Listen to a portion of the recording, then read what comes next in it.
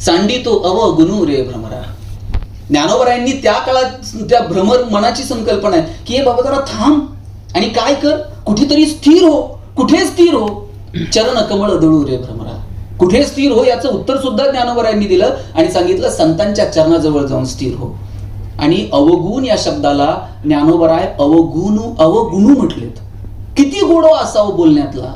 तर ते ज्ञानोबरायांकडनं तुकोबरायन, म्हणजे ज्ञानोबराय आणि तुकोबरायांमध्ये जर काय फरक असेल ना करायचं, मला असं वाटतं ज्ञानोबरायांनी कानात सांगितलं आणि तुकोबरायांनी कानाखाली लावून सांगितलं. एवढाच काय तो किंचितचा फरक दोघांमध्ये आहे. शेवटचा 1 मिनिट घेतो.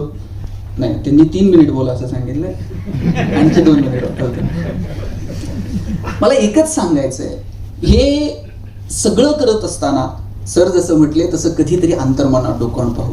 आपण आपल्या मनावरती काम करू आणि थोडंसं संतांकडे जे आहे ना त्यातलं थोडं किंचितचं जरी आपल्याकडे, मी म्हणतो ज्ञानोबरायांच्या बोलण्यातला गोडवा जरी आपल्याकडे आला ना तरी आपलं कल्याण झालं असं समजावं. ज्ञानोबरायांनीच सांगितलंय कसं बोलावं.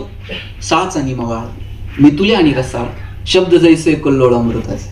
ज्ञानोबराय म्हणतात अमृताचे कल्लोळ बाहेर पडावेत असं बोला. आम्ही कसं बोलतो. पेशंट चेक करायला डॉक्टर आलते, ते डॉक्टर पेशंटला सांगत होते जरा चांगलं खात जा, खाण्यापिण्यावर 2 रुपये खर्च करा. बायको बाहेर पळत आली म्हणली डॉक्टर तुम्हीच सांगा यांना, हे खायला प्यायला पैसे खर्च करत नाही. मग म्हणे असं डॉक्टरच्या मड्यावर पैसे घालावं लागतात. काय सांगा, काय शब्द. डॉक्टरला वाटला तर त्याचा ऑक्सिजनचा पाईप बंद करून निघून जावं. मला वाटतं चांगलं बोलता जरी आलं, त्या बोलण्यातनं लोकांपर्यंत पोहोचता आलं तरी खूप झालं.